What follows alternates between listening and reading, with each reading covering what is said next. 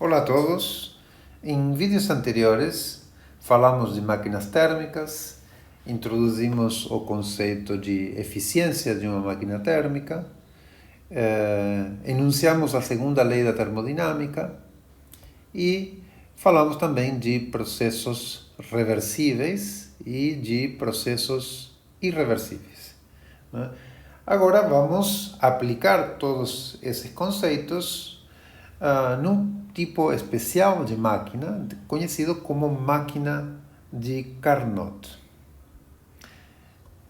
A máquina de Carnot foi idealizada por um engenheiro francês chamado Sadi Carnot, que fez isso em 1824. Ele pensou numa máquina térmica ideal, então ele fez a suposição de que todos os processos são reversíveis e ele também considerou que não havia desperdícios, né, nas transferências de energia devido, por exemplo, a atrito ou a turbulência. Então, nesse sentido, a máquina é uma máquina ideal, né? Todos os processos são reversíveis e não há desperdício, né? O qual na prática não é 100% verdadeiro, né? Mas, então, utilizando essas hipóteses, ele demonstrou que essa máquina, que vamos descrever agora, daqui a pouco, é a melhor máquina, em princípio, no uso de energia na forma de calor para realizar trabalho útil. Então, ele enunciou um teorema que nós conhecemos como Teorema de Carnot, que diz o seguinte: nenhuma máquina térmica real, operando entre dois reservatórios de energia, pode ser mais eficiente que uma máquina de Carnot operando entre os dois mesmos reservatórios. Então, aquelas máquinas térmicas que nós descrevemos nos vídeos anteriores, que operam com uma fonte a uma temperatura alta, um reservatório de calor numa temperatura alta e outro numa temperatura mais fria, tem duas temperaturas associadas, uma temperatura quente e uma temperatura fria, e o teorema de Carnot diz que nenhuma máquina térmica real pode ser mais eficiente que uma máquina de Carnot operando naquelas duas temperaturas, né? Então, uma vez que essas duas temperaturas são fixadas, a máquina mais eficiente, em princípio, é a máquina de Carnot. Embora essa máquina de Carnot, na prática, muitas vezes não possa ser realizada, nós temos a possibilidade de saber qual é a máquina mais eficiente possível. Qualquer coisa que a gente fizer na vida real, né, na realidade, vai ser menos eficiente que esta máquina de Carnot teórica. Vamos descrever o ciclo de Carnot ocorrendo entre duas temperaturas, que vamos chamar de temperatura fria e temperatura quente, utilizando um sistema onde temos um cilindro, né? Aqui temos um cilindro, com um pistão móvel. Este pistão tem a liberdade para se mover para cima ou para baixo, né?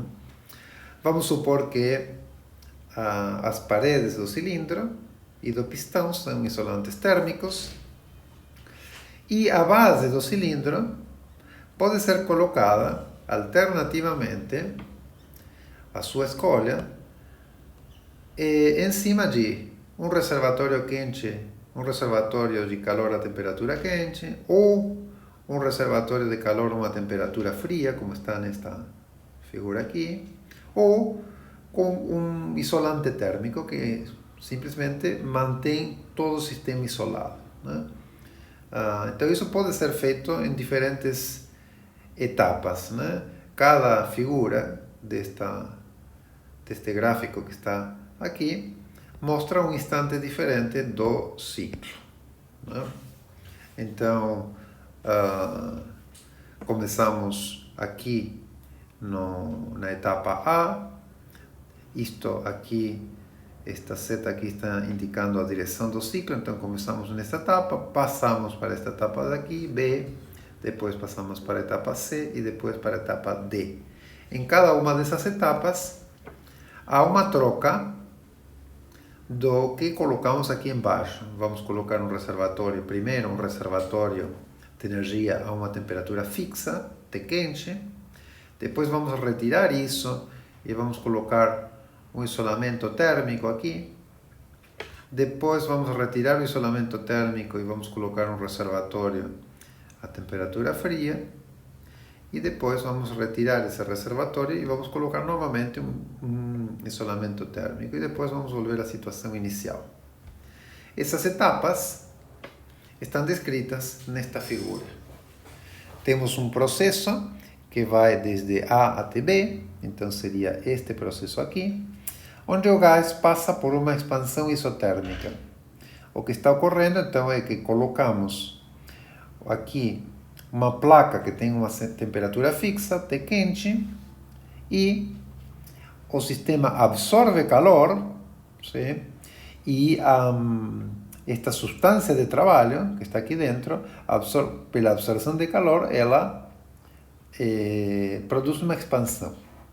Ela levanta o pistão, né? Então está absorvendo calor e temos uma expansão isotérmica reversível, né? E o sistema está absorvendo calor, né? É isotérmica porque isto está sendo feito, esta expansão está sendo feita de maneira muito lenta. Cada calor que é absorvido, em princípio, tenderia a aumentar um pouco a temperatura da substância de trabalho, mas a expansão, né, o aumento de volume, tende a diminuir a temperatura, né? A expansão do gás tende a diminuir a sua temperatura, né? Se a gente fizer isso de uma maneira extremamente lenta, ambos efeitos se compensam e podemos conseguir uma expansão isotérmica, que é o que está acontecendo então neste processo AB. Agora, vamos fazer uma mudança, vamos retirar esta placa que está a uma temperatura T quente e vamos colocar uma placa isolante. O sistema, então, absorve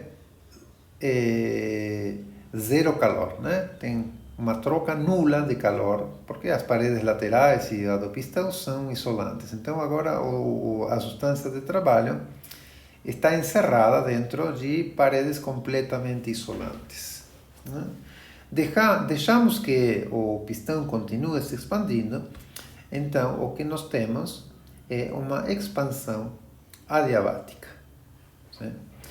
Pelo fato de a gente ter uma expansão, isso vai fazer com que o gás tenda a se resfriar, sim? Mas, né, como não há nenhuma absorção de calor, esse resfriamento vai acontecer de fato e a temperatura do sistema vai diminuir.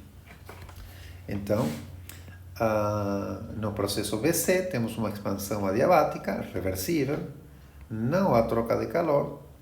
A temperatura inicialmente estava em T quente, né, porque vinha desta situação, então inicialmente estava em T quente. A temperatura vai começar a cair, né, e eu vou deixar que essa temperatura caia até um valor TF. Quando a temperatura chegar exatamente no valor TF, eu vou tirar este isolamento térmico e vou colocar uma placa aqui embaixo que está a temperatura TF. E agora, um agente externo vai começar a comprimir o pistão. Temos, então, o sistema em contato com esta temperatura, alguém está comprimindo o pistão. Em princípio, isso tenderia a fazer com que aumentasse a temperatura da substância de trabalho, mas eu vou fazer isso lentamente, de forma que qualquer aumento infinitesimal de temperatura rapidamente desapareça pela troca de calor entre o gás e o reservatório de temperatura TF, que está aqui, sempre a temperatura fixa, né?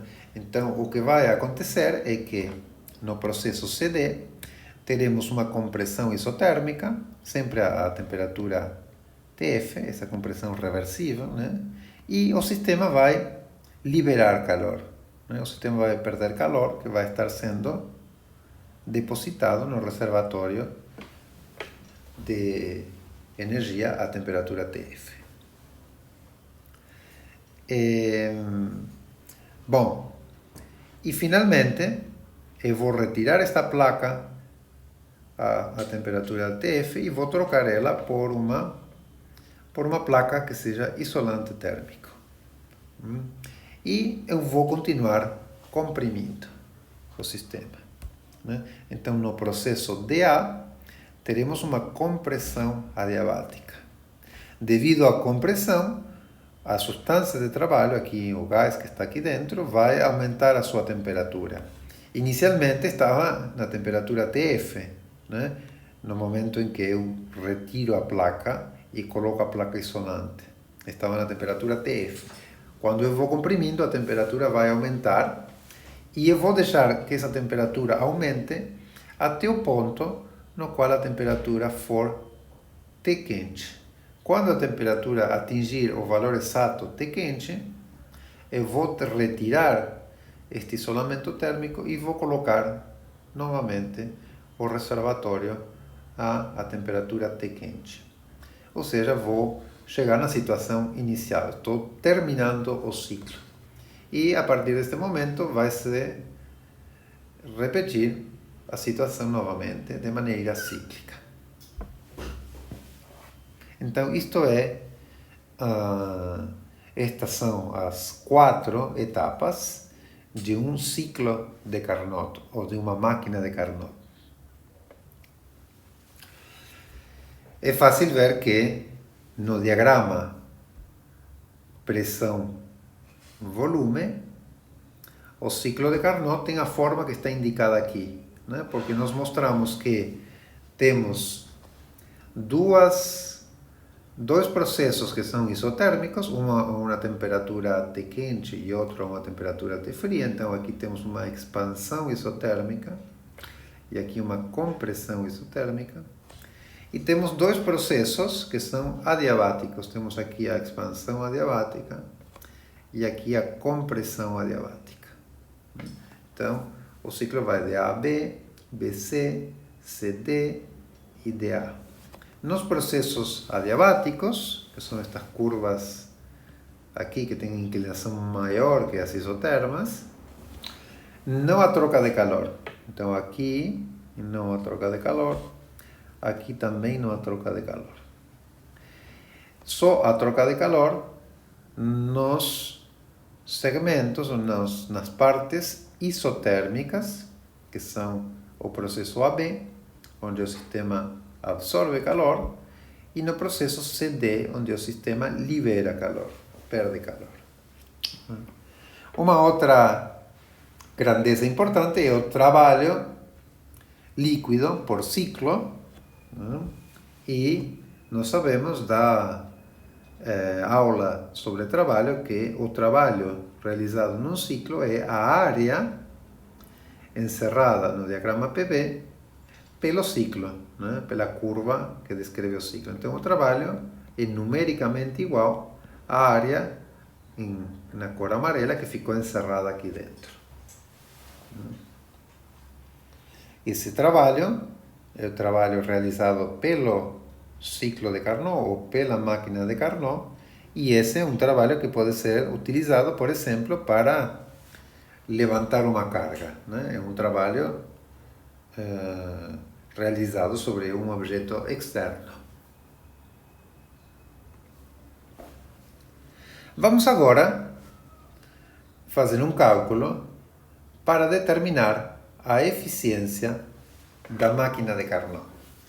Nós já definimos a eficiência de uma máquina térmica qualquer. Isso foi feito nos vídeos anteriores. Nós definimos a eficiência como sendo o quociente do trabalho produzido pela máquina em módulo dividido o calor absorvido no reservatório de temperatura quente. nós falamos que isto era o quociente entre o que nós queremos obter, que é trabalho, né? E dividido o que nós temos que pagar, né? Nós pagamos a conta da energia quente, né? Nós precisamos gastar, por exemplo, queimar um combustível para manter esta temperatura aqui, para disponibilizar esse calor retirado no reservatório quente, né?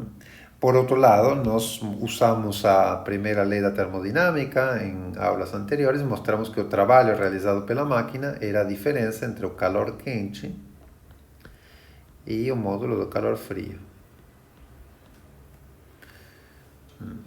Então, fazendo o quociente, distribuindo aqui, nós chegamos numa expressão geral que diz que a eficiência é 1 menos o módulo do calor frio dividido o módulo do calor quente. Isto é geral, né? Serve para qualquer máquina térmica, né? Vamos usar então esta expressão no caso específico da máquina de Carnot.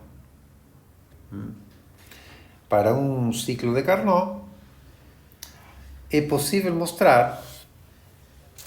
Essa demonstração é um pouquinho mais longa, então eu vou deixar como um apêndice no final deste vídeo, mas o que é possível mostrar é que o quociente entre o módulo do calor frio e o módulo do calor quente é igual ao quociente entre a temperatura fria e a temperatura quente. Sim? Então eu vou deixar para demonstrar daqui a alguns minutinhos no final deste vídeo. Sim? Então o que nós podemos fazer? Nós podemos substituir este quociente aqui, que é o que aparece aqui em cima, pelo quociente das temperaturas, que aparece aqui. Então isto aqui seria 1 menos T frio dividido T quente. Sim?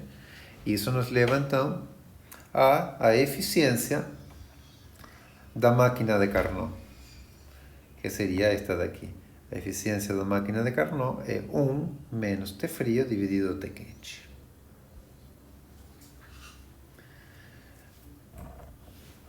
Alguns comentários sobre esta expressão aqui, né? E sobre a máquina de Carnot em geral, né?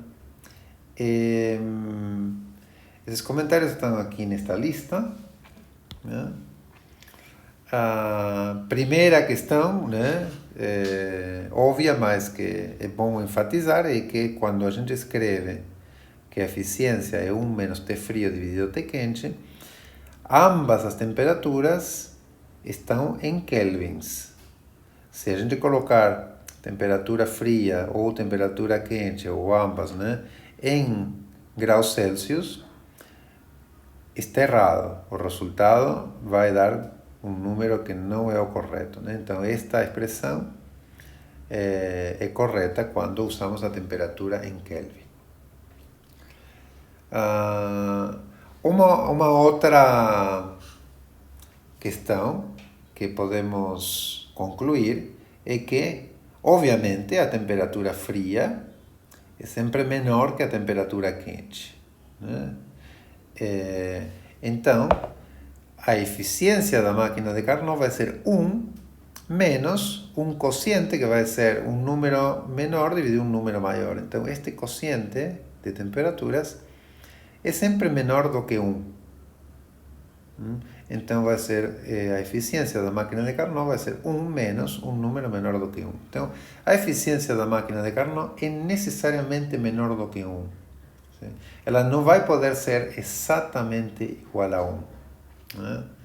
Aliás, para poder ser exatamente igual a 1, deveriam acontecer uma de duas coisas. Ou a temperatura fria é 0 Kelvin, então 0 Kelvin dividido qualquer coisa vai dar 0.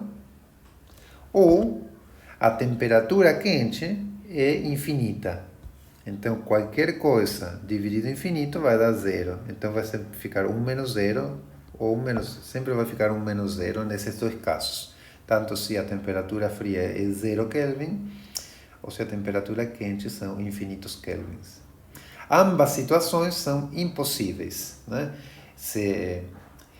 Aliás, a terceira lei da termodinâmica, que nós não estudamos aqui neste curso, diz que é impossível atingir a temperatura de 0 Kelvin. A gente pode chegar sempre ou tão próximo quanto a gente quiser da temperatura de 0 Kelvin, 10 a menos 9 Kelvin, 10 a menos 10 Kelvin, 10 a menos 11 Kelvin, mas a temperatura exatamente nula é inatingível, né? Então, obviamente a temperatura infinita é inatingível, né? Então, a eficiência de 100%, ou seja, a eficiência EC igual a 1, é impossível de ser obtida. Um outro comentário é que esta eficiência, dada por 1 menos T frio dividido T quente, é obviamente aplicado apenas, ou é obviamente verdadeiro apenas para máquinas de Carnot, né? Se a máquina, o ciclo, for algum outro ciclo distinto, né, esta relação não é correta. O que sim sempre é correto é esta relação aqui. Isto serve para qualquer máquina térmica, operando com dois reservatórios, um frio e outro quente. Um exemplo numérico, né? Se um carro típico fosse movido por uma máquina de Carnot, a sua eficiência seria mais ou menos de 55%. A eficiência real de carros modernos é de aproximadamente entre 20% e 25%. Temos um outro exemplo aqui que está relacionado com a figura que aparece no início do vídeo, que é a usina nuclear de Angra dos Reis, né? Uma usina nuclear, considerada como um todo, é uma máquina térmica. O calor utilizado por essa máquina térmica é o calor produzido no núcleo do reator, né? No núcleo do reator, e gerado por a fissão de algum material nuclear, de um combustível nuclear, né? Esse calor gerado a partir de um material nuclear é absorvido por um vapor de água, né? Esse vapor faz movimentar uma turbina, né? Produzindo trabalho, né? E a energia, o sobrante, né? O excesso de calor vai ser desperdiçado para um rio, um lago ou o mar em geral, né? Se uma usina nuclear operasse como uma máquina de Carnot, a sua eficiência seria em torno de 40%. A eficiência real não está tão longe, né? Costuma ser da ordem de 30%. E, finalmente, um ponto muito importante do ponto de vista teórico é que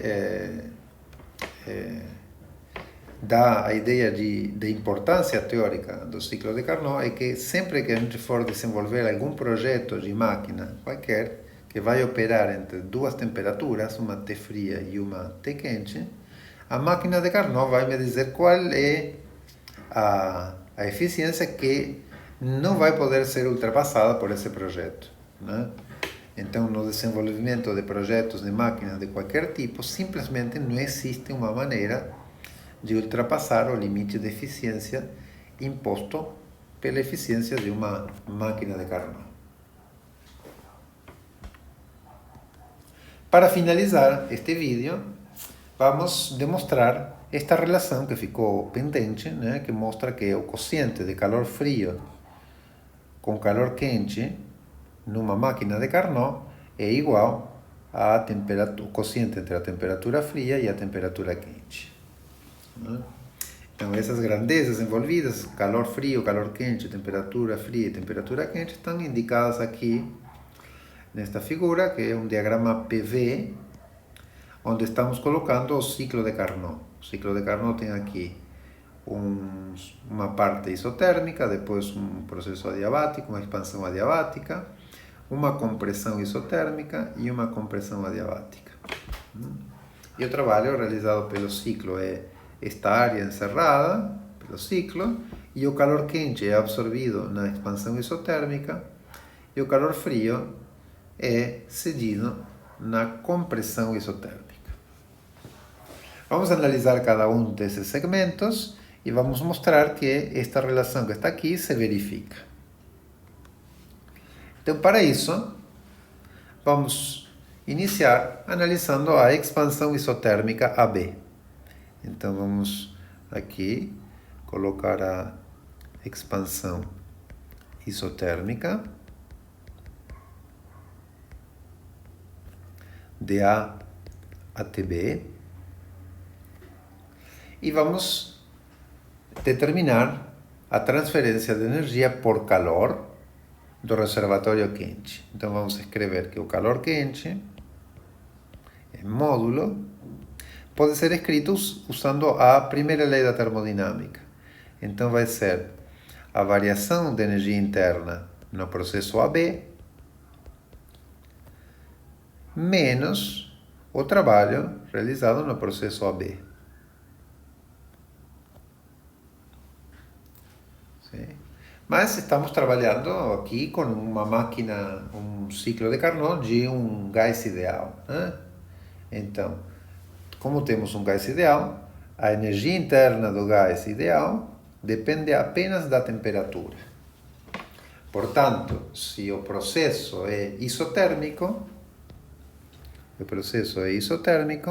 a variação de energia interna nesse processo deve ser zero, né? Porque para um gás ideal, a energia interna depende apenas da temperatura.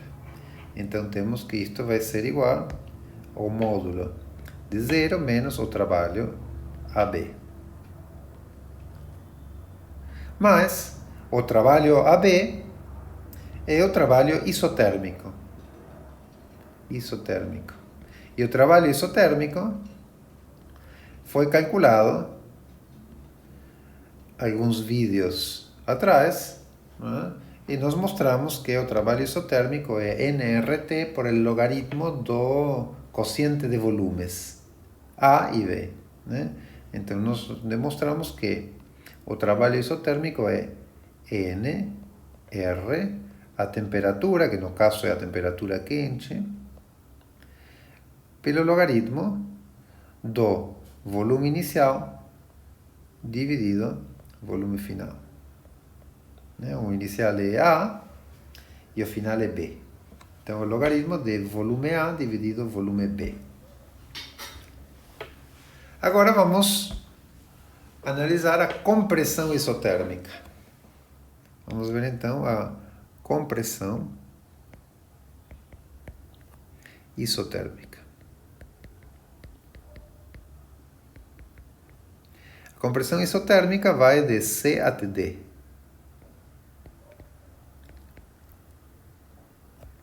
Então, a análise aqui é muito parecida. O calor agora envolvido na compressão isotérmica não é o calor quente, é o calor frio. Vamos usar a primeira lei da termodinâmica, então isto vai ser a variação de energia interna menos o trabalho, só que agora é o trabalho CD. E agora vamos usar o mesmo argumento que antes. O processo isotérmico agora é uma outra temperatura, TF, mas Por ser isotérmico, não há variação de energia interna, então isto vai ser 0 menos o trabalho CD. E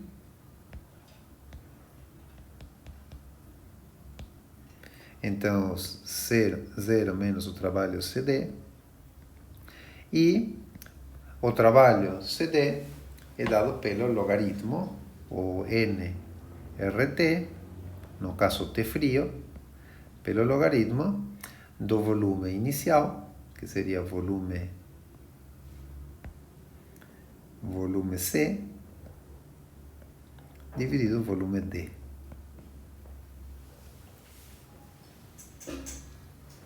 E agora podemos fazer o quociente da primeira expressão,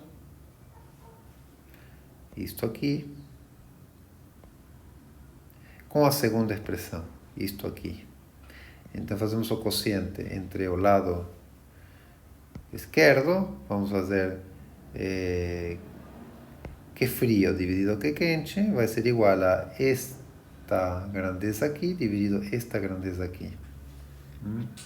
Então dividimos a segunda expressão pela primeira. Dividimos então a segunda expressão pela primeira. Então temos que frio dividido que quente em módulos vai ser igual a T frio dividido T quente. O T frio vai acompanhado por logaritmo de VA dividido VB, né? NR aqui cancela com este NR, então vai ser logaritmo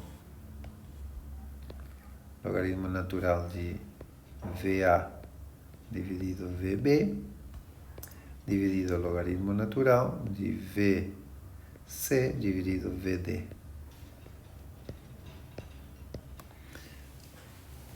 Vamos chamar esta equação de equação número 1. Aqui vou mostrar as equações que eu acabei de escrever, né? A equação para o calor quente, a equação para o calor frio e o quociente aqui da segunda expressão dividido a primeira. E agora vamos utilizar uma relação que vale para os processos adiabáticos, né? Aquela relação anterior que nós obtivemos aqui foi obtida usando os dois processos isotérmicos, a expansão isotérmica e a compressão isotérmica. Agora vamos usar os processos adiabáticos BC e DA. Nós sabemos que para processos adiabáticos vale a relação T V a gama menos 1 constante, né? Então eu posso escrever que T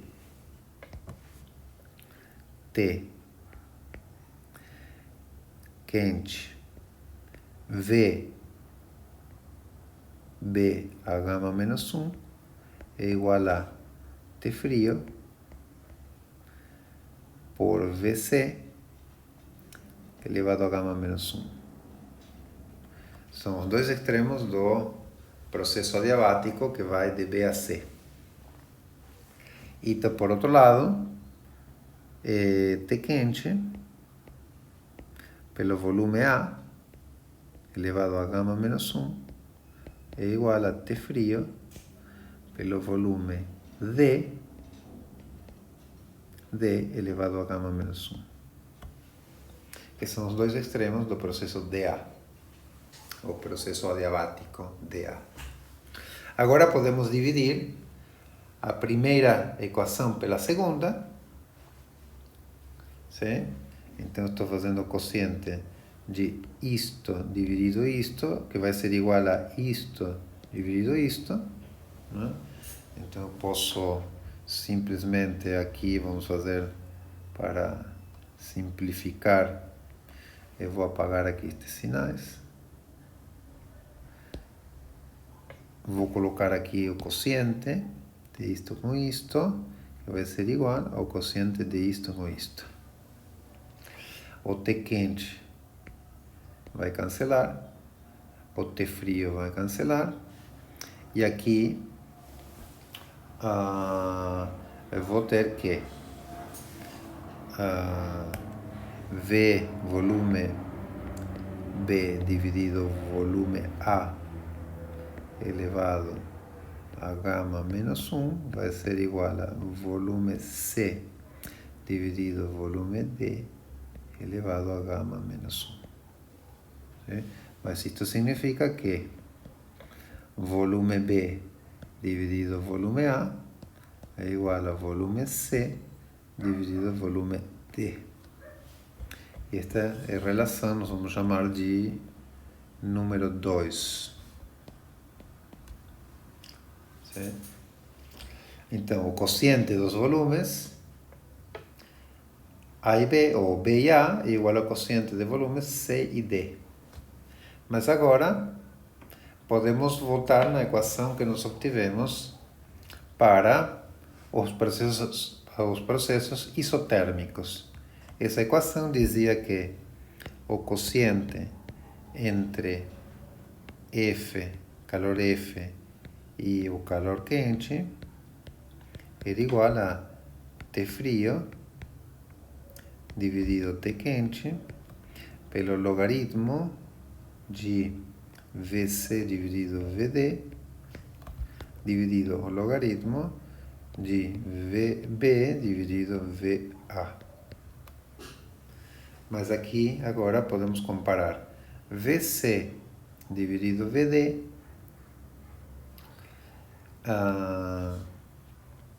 é igual a Vb dividido Va. Eu posso substituir aqui volume B dividido A, que está aqui no denominador. Aqui eu posso substituir por, então, Vc dividido Vd. Mas agora, este denominador ficou igual a este numerador. Então, chegamos à conclusão de que isto daqui vai sobreviver apenas isto dividido isto. É T frio dividido T quente. Então, acabamos de demonstrar que o quociente de calores é igual ao quociente de temperaturas para um gás, para um ciclo de Carnot, né? Isto sempre para um ciclo de Carnot, envolvendo um gás ideal. Né? Que era justamente o que nós queríamos demonstrar. Então, estes cálculos estão resumidos aqui. Né? Temos as relações que valem no processo adiabático, a partir das quais obtemos a relação entre os quocientes dos volumes, e estes quocientes de volumes podem ser substituídos na equação que tínhamos derivado antes para os processos isotérmicos, e isso me leva à relação que nós queríamos demonstrar.